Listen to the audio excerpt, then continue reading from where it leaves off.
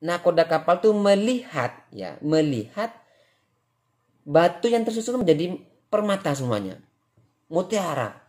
Jadi singkat gemerlapan gitu. Jadi wah, ini kok bisa berubah begini? Itu katanya nakoda kapal itu.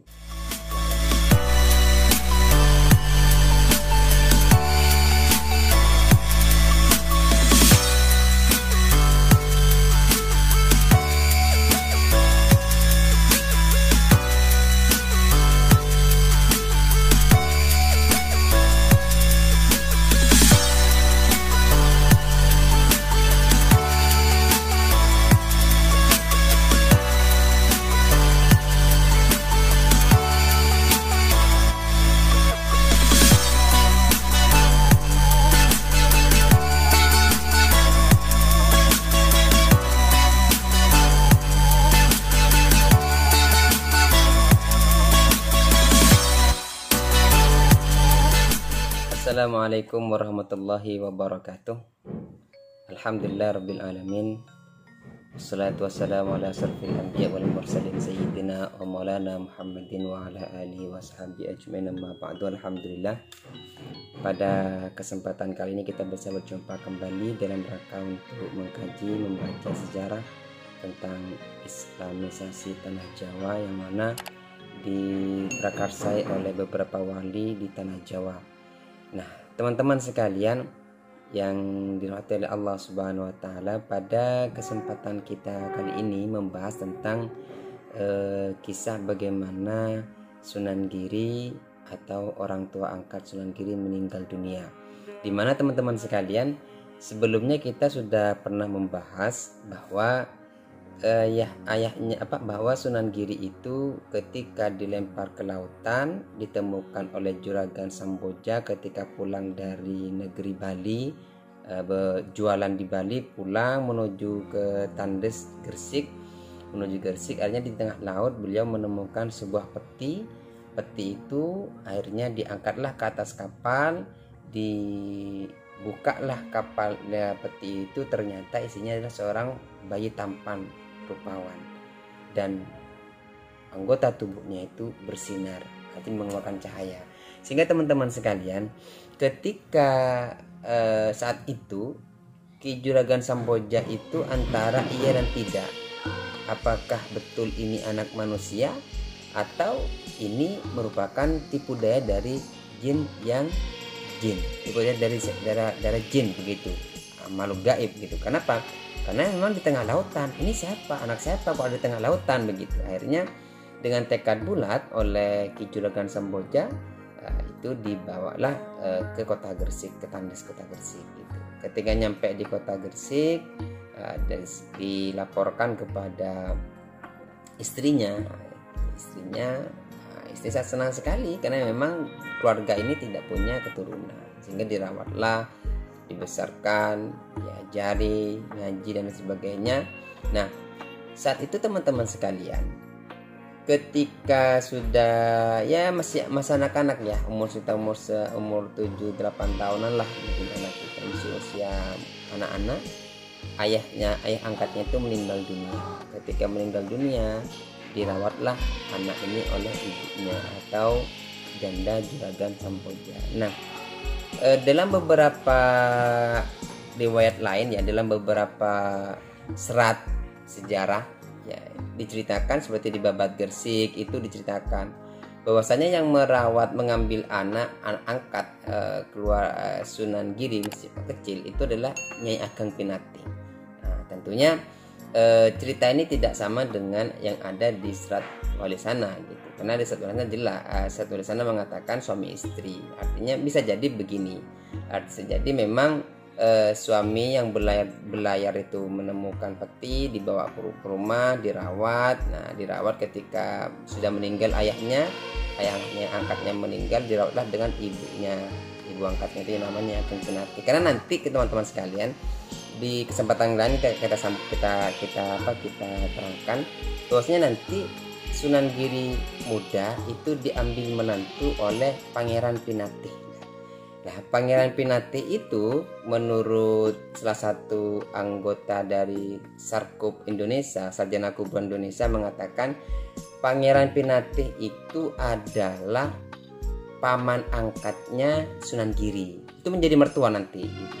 Makanya bisa jadi memang ketika di dalam Sat Walisan diceritakan bahwa nanti ketika ayah angkatnya meninggal itu dirawat oleh ibu angkatnya sampai besar, ibu angkatnya. Nah, ketika ibu angkatnya pun meninggal karena memang keluarga ini tidak punya anak keturunan, sehingga dititipkanlah kepada saudara-saudaranya daripada mendiang Juragan Sampoja ini. Nah, ya sama, mereka tetap menyayangi Sunan Giri kecil sebagaimana kedua orang tua angkatnya itu menyayangi Sunan Giri. Suatu ketika teman-teman sekalian, jadi dalam Sat Walisana itu diceritakan bahwasannya Sunan Giri itu dirawat oleh 2 orang, bukan cuma 1 tapi 2 orang yang dirawat.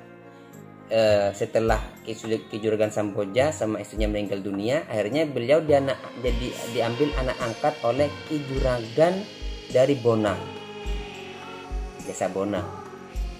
Jadi saat itu teman-teman, ketika Sunan Giri sedang bermain di pinggir pantai sendirian, beliau sangat tampan rupawan. Jadi didatangilah oleh Ki Juragan Bonang ini, ditanyakan, kamu anak siapa, kemana orang tua kamu, kok main sendirian, begitu ceritanya. Tapi apa katanya Sunan Giri, saya ini nggak punya orang tua, yatim piatu, tinggal sama saudara saja. Bagaimana kalau kamu tinggal sama saya? Jawabannya Sunan Giri saat itu, saya hanya ikut perintahnya. Itu maksudnya saya hanya ikut perintah Allah Subhanahu wa taala. Artinya mengikuti kehendak. Saya hanya mengikuti kehendaknya Allah Subhanahu wa taala. Akhirnya beliau mau diangkat anak angkat oleh Ki Juragan Bonang. Oleh Juragan Bonang akhirnya dibawalah beliau naik ke atas kapal. Ya. Naik ke atas kapal, tidurlah dia di dalam kapal itu. Nah, ketika beliau sedang tidur, Sunan Giri kecil, ketika Sunan Giri kecil itu sudah sedang tidur,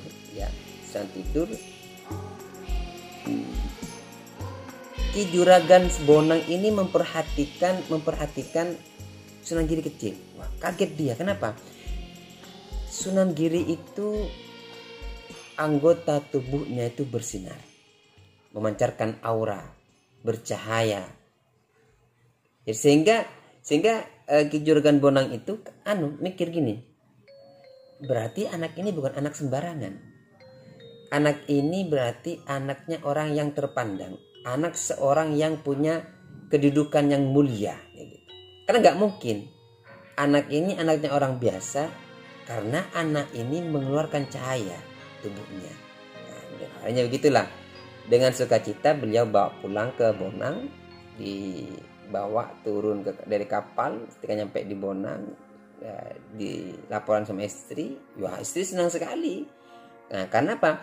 Karena istri karena keluarga ini juga nggak punya keluarga, nggak punya anak cucu, nggak punya anak keturunan, sehingga dirawatlah mereka, siang malam diajarin ngaji. Itu ceritanya begitu. Dalam Sat Walisana diajari ngaji dan sebagainya, gitu, hingga dia dewasa. Jadi dewasanya Sunan Giri itu bukan di Gresik tapi di Bonang, itu menurut dalam Serat Walisana, dan diasuh oleh kedua keluarga angkat. Yang pertama Ki Juragan Sampoja sama Nyi Juragan Sampoja, atau bisa kita katakan Nyi Ageng Pinate sama Ki Pinate suaminya. Terus nanti ketika itu terus dipindah ke Bonang, dirawat oleh Juragan Bonang sampai dewasa. Ketika dewasa beliau meninggal dunia, Ki Juragan Bonang. Nah, karena nggak punya anak cucu, nggak punya keluarga, punya keturunan, akhirnya seluruh harta 3 kapal dagang milik Juragan Bonang itu diberikan kepada Sunan Giri Muda. Dan seluruh harta miliknya Ki Juragan Bonang diberikan semua. Nah, sehingga karena saat itu Sunan Giri sudah merasa dewasa, ingin nyobalah beliau berdagang. Diajaklah anak buahnya, ayah angkatnya itu untuk ngisi keperluan-keperluan yang akan dijual di negara Bali. Jadi ceritanya kalau di Satwali sana itu negara Bali. Beliau bukan ke Banjarmasin tapi jualan ke negara Bali. 3 kapal tuh diisi penjalin, diisi kajang, dan sebagainya, kebutuhan-kebutuhan yang akan dijual di Bali. Setelah itu teman-teman, ketika nyampe di Bali, semua barang laku, dagangannya laku keras. Dagangannya laku keras. Bahkan beliau diceritakan di situ dulu kan bukan pakai uang ya, bukan pakai uang kertas ya, tapi dulu kan barter. Jadi pakai perak, ya pakai emas, dan pakai lain sebagainya kan, gitu barter sampai 1 perahu ceritanya. Jadi sampai 1 perahu yang hasil dari jualannya itu, ketika dia sudah kelar semua barang dagangnya habis, bahkan dia itu mempunyai harta hasil dari barteran barang yang dia jual itu satu perahu.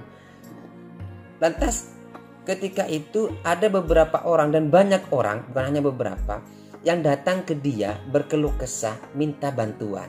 Akhirnya bagaimana? Namanya Sunan Giri. Sunan Giri itu memang dari kecil sifatnya loman. Jadi sampai dewasa pun juga lemah, penuh kasih sayang. Bahkan beliau ya akhirnya apa yang dia minta dia kasih begitu.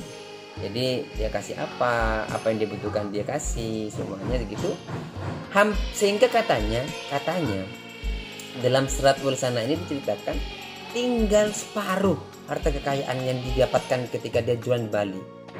Sampai-sampai orang itu karena senengnya kepada Sunan Giri mengeluh-elukan beliau, sampai beliau mengatakan, saudara-saudaraku sekalian, itu bahasa beliau, saudara-saudaraku sekalian, kalian jangan sampai syirik terhadap rezeki yang telah Allah berikan. Pemberian ini hanya perantara dari Allah SWT yang lewat saya, itu kata beliau. Jangan sampai kalian berbuat syirik. Artinya gara-gara oleh Sunan Giri dikasih apa yang dia inginkan, kebutuhannya diberikan, akhirnya mungkin sampai nyembah ya, atau sampai mungkin atau gimana lah mungkin ya, sehingga beliau punya komentar jangan sampai syirik begitu. Nah, sampai harta itu ludes. 1 kapal itu hasil dari jualannya beliau itu habis. Sehingga teman-teman sekalian, apa yang terjadi? Banyak dari nahkoda kapalnya, juru kapal ya, nahkodanya, terus anak-anak buahnya itu sama-sama menggerutu.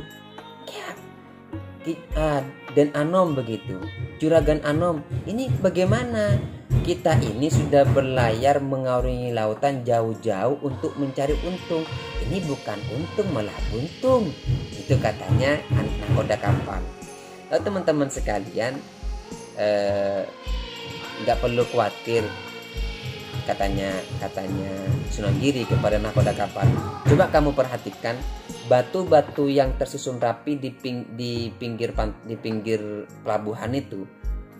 Kalau Allah berkehendak, batu-batu itu jadi permata. Lalu teman-teman sekalian, ketika nahkoda kapal itu melihat dengan kasat mata, melihat kepada dinding-dinding pelabuhan yang tersusun dari batu-batu itu, seketika itu juga nahkoda kapal tuh melihat batu yang tersusun menjadi permata semuanya, mutiara. Jadi singkat gemerlapan gitu. Jadi wah, ini kok bisa berubah begini? Itu katanya nahkoda kapal itu. Wah, ini sudahlah. Akhirnya nurutin aja apa yang dikemaui, yang dikehendaki oleh Sunan Giri Muda atau Juragan Anomnya ini. Sehingga nahkoda kapal sudah kelar, anak buah yang lain itu komentar, ini kayak apa ini, nanti kalau kita pulang, kalau barang kapal kosong begini malah kita terombang-ambing oleh lautan nanti gitu. Artinya bagaimana teman-teman sekalian, kisah kelanjutannya insya Allah nanti kita lanjutkan tentang bagaimana kisah Sunan Giri memerintahkan kepada anak buahnya untuk mengisi ketiga kapal dagangnya itu dengan pasir, batu kerikil, dengan daun pisang dan beberapa bahan yang lain. Demikian teman-teman yang teman-teman yang berbahagia yang dirahmati Allah Subhanahu wa taala.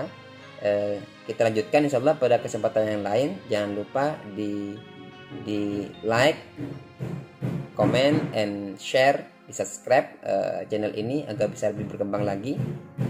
Jika itu menurut kalian semua bermanfaat. Demikian akhir kalam. Wassalamualaikum warahmatullahi wabarakatuh.